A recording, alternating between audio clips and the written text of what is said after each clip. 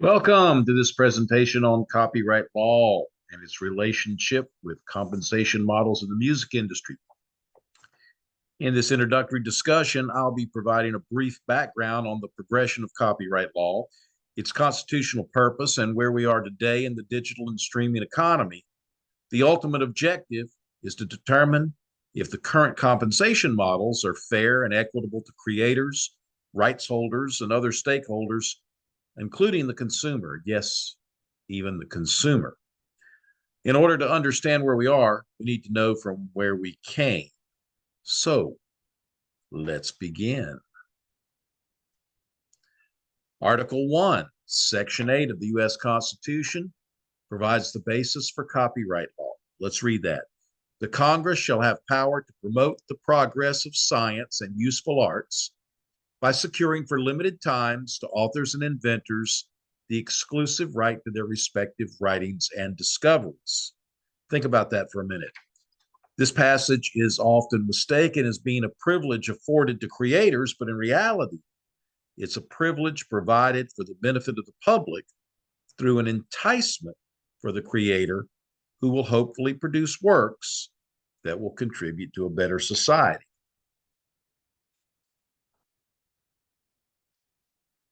So, in keeping with the direction provided in the Constitution, Congress gave us the first copyright law in 1790.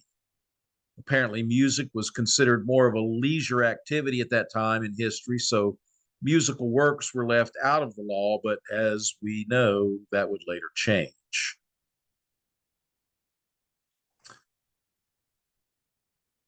In fact, the first revision in 1841 puts music into the list of protected works. And additionally, that revision increases the amount of time that a copyright would be effective to a maximum of 28 years.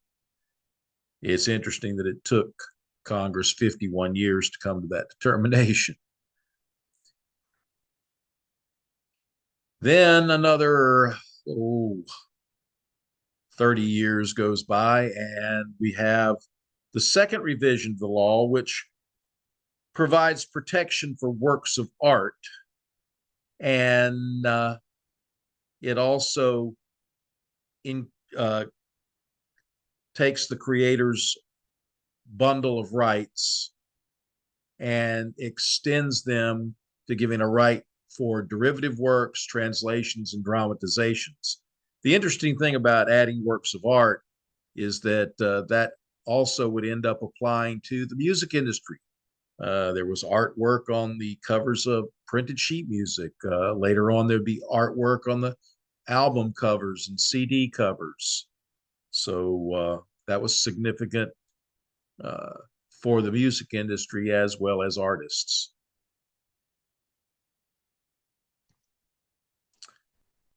So then we arrive at 1897. Again, Congress's wheels turn very slow.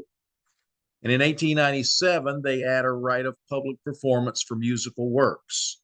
It's interesting to note that they had already given that right to dramatic works back in 1856. Why they didn't uh, allow that to apply to musical works at that time, who knows? So we come to the 1909 Copyright Act, and that's the third revision of the law. This act has often been criticized for its failures, but the one important thing it did was to provide a mechanical royalty provision for recorded music governed by a statutory rate payable to rights holders for each copy produced. At that time, recorded music was distributed through piano rolls and phonorecords. It would eventually apply to magnetic tapes such as cassettes, reel to reel, 8 tracks, vinyl records, digital audio tape, mini discs, CDs, and digital downloads, as well as on demand streaming. So, this new revenue stream is going to form the foundation of a future multi-billion-dollar recording industry. That 1909 statutory rate of 2 cents per copy, we'll find, wasn't changed for almost 70 years. Today, the rate is 12.4 cents. Again, we see the wheels are turning slow, and we do reach the 70s. For the recording industry, we have the 1971 Sound Recording Act. And what this does is it provides protection for sound recordings as a separate creative work. The song, a composition that's embodied in the sound recording was already protected, but the sound recording now becomes a separate work, and it has a separate copyright. So at this point, each time a record is produced, you have a sound recording copyright, and then you have a musical composition copyright. This is a very important factor in our revenue stream study. So now we come to the fourth revision of the law, which occurred in the 1976 Copyright Act. The statutory mechanical rate, which had been 2 cents since 1909, was finally raised. Can you believe it took that long? I'm not sure it kept up with the rate of inflation, though, but they raised the rate to 2.75 cents. And they created a copyright royalty tribunal in order to study and set and change royalty rates. It was about time. So now we come to the digital age, and we see 3 major changes in copyright law.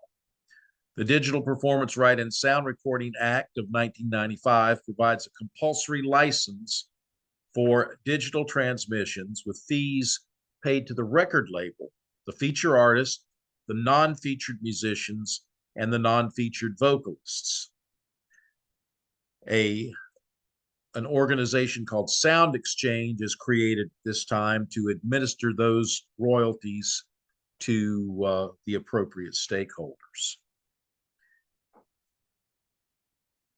We also get the 1998 Digital Millennium Copyright Act. In that act, it limits the liability of internet service providers from infringement claims for the posts of their users, and it also allows for ephemeral recordings for broadcast purposes.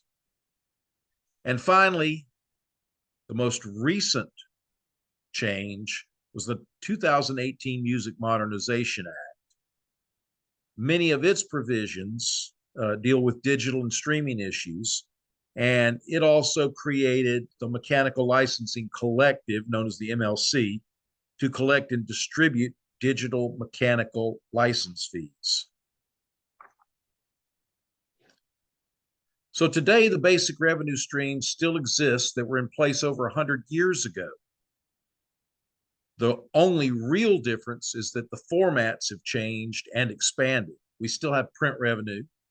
We still have synchronization revenue. We still have performance revenue, and we still have mechanical licensing revenue.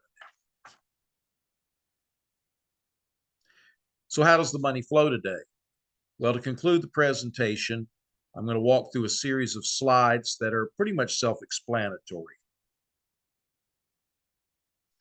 Here we have mechanicals from the composition, that's the song itself, and those flow to the music publisher and songwriters.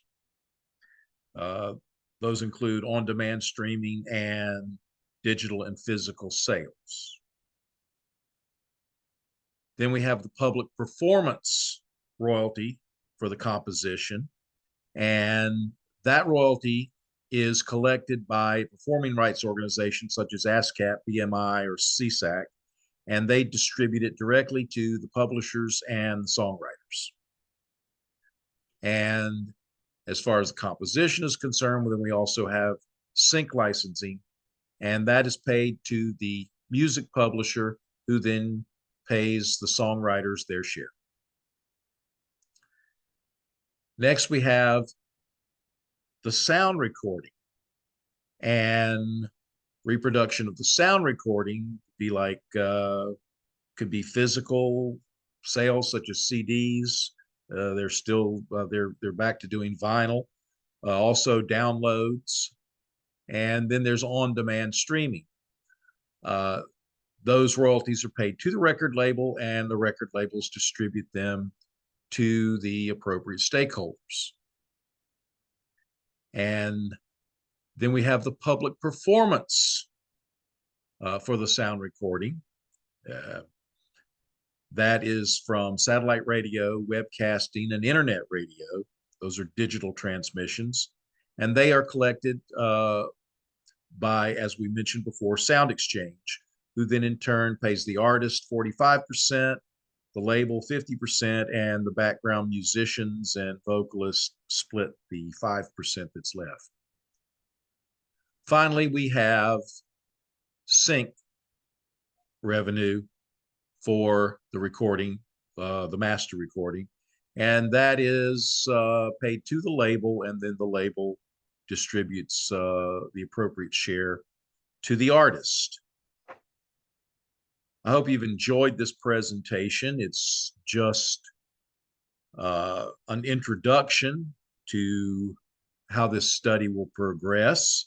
To reiterate, the purpose of the study is to determine if the current compensation models for musical works are aligned with the origins and the constitutional purpose of U.S. copyright law, and determine if those models provide fair and equitable compensation for the creators and various stakeholders in today's streaming and digital economy. Hope you enjoyed the presentation, and more to come soon.